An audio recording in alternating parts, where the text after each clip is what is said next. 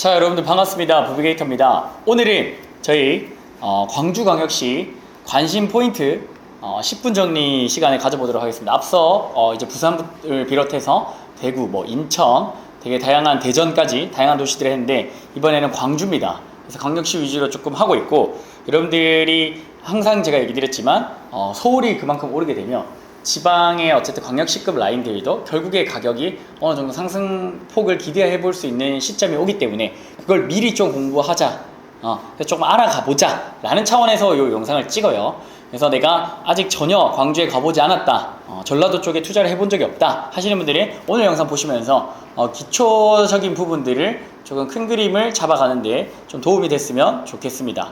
그래서 10분 정리 간단하게 좀 해보도록 하겠습니다. 자, 일단 첫 번째 광주하면 떠오르는 거, 여러분들 뭐가 있을까요? 저는 이제 그 시외버스, 그 고속버스 터미널인가요? 거기가 되게 유명하더라고요. 또는 인터넷에서 또 상무지구 이런 데들이 제가 광주에 직접 임장 가기 전에 알게 됐었던 거, 그런 것들이었던 것 같아요. 그래서 유스케어인가? 이름 갑자기 기억이 안 나네. 하여튼 그거가 되게 광주에 그냥 제일 유명한 모임 장소, 약속 장소라고 하더라고요. 그래서 그런 것들이 있는데, 그게 아니고 이제 보통 일단 첫 번째로는 젊은 도시다. 지금 세종이랑 경기도권 다음으로 그 평균 연령대가 전국에서 세 번째로 가장 젊은 도시입니다. 영한 도시입니다. 그래서 그런 데에 대한 이유는 조금 이따가 여러 가지 이유가 있어서 설명드리겠지만, 일단 기본적으로 제조업 일자리가 조금 빵빵하고요. 그 다음에 전라도권, 그러니까 전라남도와 전라북도 여기 사이에서는 어떻게 돼요?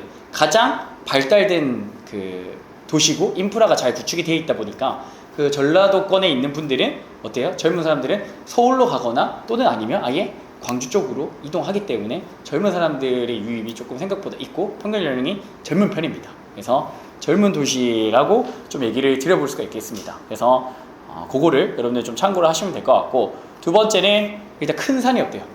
큰 산이 없는 게 뭐가 좋은 거야? 일단 기본적으로 광주 같은 경우는 평지가 되게 많습니다. 그래서 우리가 보통 이제 도시를 구역을 나눌 때 이 큰 산들이 있어서 이게 장애물이 되거나 아니면 아예 구역을 나누기 되게 편해지는 구간들이 있습니다. 그래서 지방의 예를 들어 부산이나 이런 데들은 산이 되게 많으니까 그런 거를 기준으로 구역을 되게 나눠서 단절된 거나 이런 것들이 있는데, 광주는 오히려 그런 게 없어서 장점이죠. 그러니까 이게 도심 상권이 만들어질 때도 그렇고 주거 환경이 만들어질 때도 그래요. 그러니까 편차가 크게 없이 고루고루 발달이 돼 있다는 거예요. 상권도 마찬가지고 주거 지역도 마찬가지랍니다.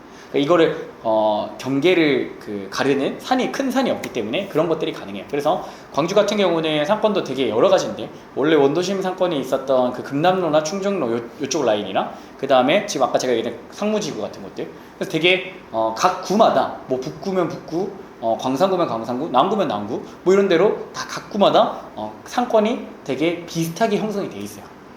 그래서 물론 이제 상무지구가 가장 큰 상권이라고 할 수가 있긴 하겠지만, 그래도 다른 도시들 대비, 예를 들어서 부산 같은 경우는 하면은 보통 서면 이런 쪽에 이제 집중 포화가 돼 있는데, 광주는 그런 게 아니란 거죠. 다 골고루 발달이 돼 있다라고 보시면 됩니다. 그게 이제 그 경계가 없기 때문에 그래요.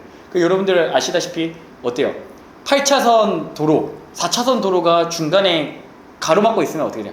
앞뒤, 그러니까 맞은편 상권이 연결이 잘 안 되거든요. 그러니까 단절이 된다는 거예요. 그것처럼 산도 큰 산이 있으면 어떻게 돼요? 그 지역마다 단절이 될 수가 있는데, 그게 아니다 보니까 골고루 좀 발달을 하게 될 수 있는 여건이 됐다라고 보시면 됩니다. 세 번째는 2호선 개통 예정. 지금 광주 같은 경우는 1호선 있고 2호선 착공 들어간 지가 꽤 되긴 했습니다. 그래서 지금 제가 처음에 광주 임장할 때 이럴 때는 2023년 24년에 개통한다는데 아직 개통이 안 됐습니다. 그래서 25년에서 26년이라고 얘기를 하는데, 공사가 중간에 공사비 이슈라든지 이런 것들 때문에 조금 미뤄져 있긴 하다. 결국에 지금 개통 예정인 거는, 개통인 거는 확정이 된 거니까 시기가 조금 1, 2년씩 늘어날 수 있지만 어쨌든 개통 예정이고, 광주 같은 경우는 1호선이 완전 옛날에 개통이 됐다 보니까 지금 시청 위치라든지 되게 굵직굵직한 그런 건물들, 이런 것들, 상권들이 조금씩 다 바뀌었다 보니까 지금 유효한 상권이나 주거지역에 그 지하철이 다니질 않아요. 그래서 광주 사람들이 1호선을 잘 안 탑니다. 그리고 오히려 그냥 버스나 자가용을 많이 이용을 하시죠. 왜냐면 거기에 지금 지하철을 내려봐야 거기에 뭐가 없는 거예요. 지금 1호선이 예전에 지어졌는데 그게 이제 조금 약간 오점이긴 한데, 그거를 보완을 해서 지금 2호선을 만들고 있기 때문에 2호선 개통 예정 라인 근처들은 지금 꽤나 기대를 하고 있는 상황인데 공사가 약간 늦어져서 그게 조금 아쉬운 점이 있지만 어쨌든 이 2호선이 개통되면 어떻게 대중교통 여건도 충분히 잘 개선이 많이 될 것 같아요. 그래서 그런 부분들이 좀 있다라는 걸 여러분들이 체크를 하시면 좋을 것 같습니다. 그래서 2호선이 어디로 개통되는지 그 개통되는 곳 근처로 어떤 아파트들이 앞으로 좀 유망할지 가격을 선도할지를 좀 체크를 하시면 좋을 것 같습니다. 자, 그리고 네 번째는 1인당 개인 소득이 전국 3위입니다. 그래서 여러분들 뭐 서울, 울산 다음으로 여기가 3위예요, 광주가. 왜 그런가를 봤더니 아까 제가 처음에 얘기 드린 대로 일자리가 일단 빵빵하긴 합니다. 제조업 일자리 위주로. 그러니까 특히 여기 같은 경우는 완성형 자동차를 생산할 수 있는 능력이 광주 같은 경우는 전국 2위입니다. 2위. 아마 1위가 울산인가 뭐 그런 것 같은데 제가 정확하게 체크를 못했지만 2위예요. 그래서 어떻게 돼요? 울산에 현대가 있다면 광주에는 기아가 있죠. 예, 기아 자동차를 필두로 해가지고 그런 업체들 그리고 첨단 산업이나 이런 것들도 되게 광주가 다른 수도권보다도 훨씬 더 이끌어 나가는 부분들이 있거든요. 광산업이나 뭐 이런 것들이 있어요. 예, 빛광 그겁니다. 그래서 그런 것들이 되게 잘 모여 있다 보니까 아까도 젊은 층 유입도 쉽고 인프라도 그만큼 또 되게 잘 갖춰져 있고 그래서 1인당 개인 소득이 생각보다 되게 높은 편에 속합니다. 그래서 그것들을 여러분들이 참고를 해주시면 좋을 것 같습니다. 그리고 이제 인구수 한번 살펴봐야죠. 인구수가 141만 정도 됩니다. 141만. 그럼 이게 어느 정도 수치냐라고 했을 때 그때 얘기 드렸던 대전 정도 보시면 됩니다. 네, 대전이랑 거의 비슷하다라고 보시면 되고 광역시급에서는 4위 정도 되겠네요. 대구가 한 230만 대 정도 되니까 나머지 부산이랑 인천이 300만을 넘고 여기가 이제 한 요 정도 보시면 됩니다. 그래서 인구수로는 엄청 많은 건 아니다. 근데 어쨌든 젊은 층 많고 주변의 전라도권에서는 가장 큰 도시이기 때문에 제가 봤을 때는 인구수가 적은 것도 아니고 엄청 많은 것도 아니다. 그래도 100만이 넘기 때문에 용인 같은 경우가 이제 100만 조금 넘는 그런 곳이잖아요. 그런 거에 비하면 어쨌든 광주광역시가 훨씬 더 큽니다.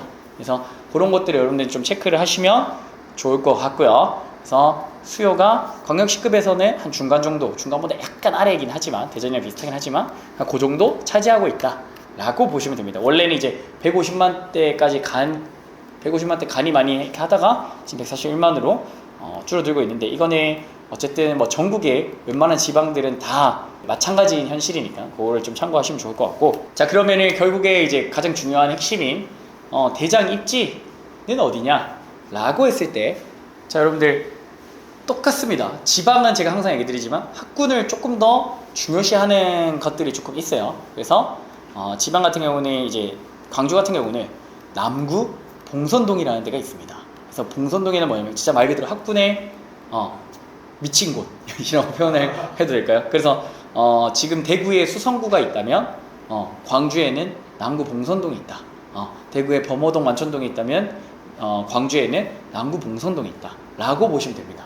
여기도 또한 수성구랑 비슷한 느낌인데 뭐 어떤 주변 인프라가 막 완전 좋아. 뭐 다 있어. 뭐 대형마트랑 뭐 영화관부터 시작해가지고 막 주변 생활 편의시설이 막 엄청 짱짱하게 돼 있고 이런 느낌보다는 학군으로 이제 끌어올리는 그런 느낌이 갑니다. 조용하기도 하지만 그래서 남구 봉선동에 뭐 보통 얘기하는 포스코나 아델리우 뭐 이런 아파트들이 되게 좀 유명한 아파트들이 있어요. 그래서 그런 데들이 여전히 대장 입지인데 이제 연식이 이제 조금 애매하게 지나가고 있는 상황이라 향후에는 이제 조금 여기 바뀔 여지는 있습니다. 근데 이제 광주 같은 경우도 이제 올해가 지나면은 입주 물량이 거의 또 없어지는 구간들이 오기 때문에 물량은 좀 많이 없는 편이기도 하고요. 그래서 조금 눈여겨봐도 되지만 약간 아쉬운 거는 다른 광역시 대비 가격 그 변동성이 엄청 높거나 낮지도 않아요. 그러니까 재작년에 전국 아파트 가격이 빠지기 전까지는 광주는 거의 10년 동안 가격 하락했던 적이 막 1년 정도밖에 안 돼요. 그러니까 나머지는 조금 덜 올랐거나 조금 많이 오른 구간도 있지만 순간적으로 2010년대 후반에 그런 데도 있지만 또 내릴 조용히 천천히 약상승하는 그런 지역 중에 하나거든요. 그래서 그게 조금 아쉽긴 하지만 일단 기본적으로 전라도권 같은 경우는 전세가율 자체가 높아서 투자하기 좋은 환경은 맞았다. 근데 대신에 이제 수익률로 따져봤을 때는 약간 아쉬운 부분이 있었으나 좀 안전하게 내가 투자하고자 한다 하시는 분들은 전라도권에 계시는 분들 또는 그 근방에 계시는 분들은 뭐 살펴봐도 좋지 않을까 생각을 해봤습니다. 그래서 오늘 광주광역시 관심 포인트를 좀 정리를 해봤는데요. 다시 한 번 더 좀 정리를 해드리면 일단 기본적으로 도시 자체가 좀 젊다. 그런데 이유는 아까 일자리나 이런 것들 그리고 주변 전라도권에서는 가장 인프라가 좀 잘 구축이 되어 있고 젊은 분들이 일자리를 찾아서 갈 때 어때요? 서울을 가거나 광주로 간다. 그렇기 때문에 젊은 축에 속하고요. 큰 산이 없어서 상권이나 주거 환경이 고루고루 좀 발달해 있는 부분들이 있다. 그래서 평지가 좀 많다. 그리고 1호선은 조금 이용도가 조금 떨어지지만 2호선 같은 경우는 이제 개통 예정이기 때문에 25년, 26년 지금 잡혀 있는데 거기는 위치가 여기 잘 맞게 개통 예정이니까 그 근방으로 또 살펴볼 필요가 있고 1인당 개인 소득 전국 3위에 속합니다. 그래서 아까 얘기했던 제조업부터 시작해서 첨단 산업까지도 광주에서 꽤 괜찮게 일자리를 좀 탄탄하게 좀 유지하는 편이다 라고 보시면 좋을 것 같습니다. 그리고 인구가 140만 대 정도 되니까 광역시에서는 한 4번째로 큰 곳이라고 보시면 될 것 같습니다. 그래서 대장 입지는 아까 얘기했던 학군으로 끌어올린 남구 봉선동 쪽 라인이고요. 그 외에 뭐 광산구나 뭐 그런 데들 아파트들 보시면은 신축급 위주로 또 많이 분포가 돼 있으니까요. 그렇게 해서 한번 큰 그림을 그려서 공부를 한번 해보시면 좋을 것 같습니다. 그래서 오늘 영상 여기서 제가 준비한 거는 다 마무리를 하고요. 이렇게 하나하나 지방에 내가 투자를 좀 하고 싶어. 내가 좀 시드가 조금 부족해서 수익률 조금 높은 투자를 하고 싶고 조금이라도 안전한 투자를 하고 싶으신 분들은 어떻게 일단은 경매를 하셔야 되고 경매로 하시게 되면 대출이 좀 더 많이 나옵니다. 최대 90%까지 지금 나오고 있기 때문에 무주택자 기준으로 투자금을 줄이면서 남들보다 조금 안전하게 투자를 하고 싶으신 분들은 1대1 달마고지 프로젝트 무비게이터와 함께하는 신청을 받고 있으니까요. 한 건 낙찰 받을 때까지 제가 케어를 해드리고 낙찰 받고 난 이후 명도부터 시작을 해가지고 월세, 전월세 세팅까지도 다 도움을 드리고 있습니다. 그래서 정규 강의나 이런 것들은 전부 다 녹화본으로 다 제공을 해드리고 저랑 따로 전화 통화나 줌, 그 다음 오프라인 미팅을 통해서 어떤 경매 물건을 봐야 되고 어떤 경매 물건에 얼마를 입찰가를 써야 될지 명도는 어떻게 해야 될지 등등을 제 전부 모든 노하우를 전부 다 쏟아부어서 알려드릴 테니까 관심 있으신 분들이 신청해 주시고요. 오늘 영상 여기서 마무리하도록 하겠습니다. VA 영상 좋아요와 구독 부탁드리겠습니다. 감사합니다.